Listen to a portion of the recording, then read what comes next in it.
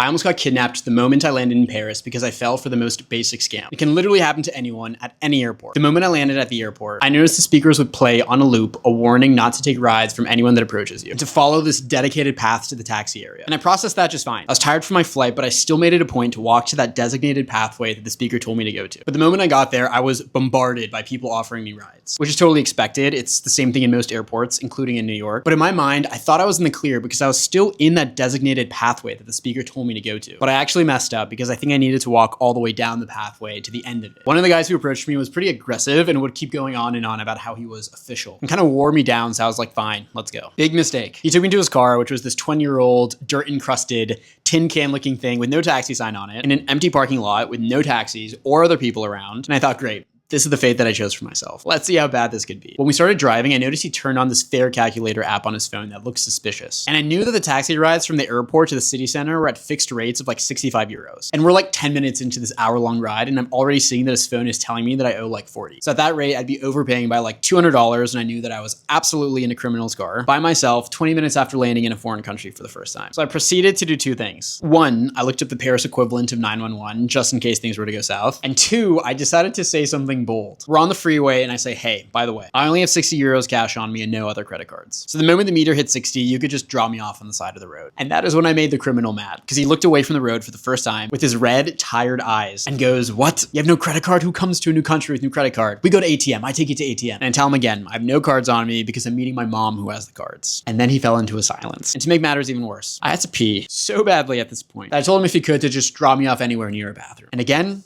silence, until he finally broke the silence and said he'll just drive me all the way home. And for the rest of the ride there, we talked about French versus American dating.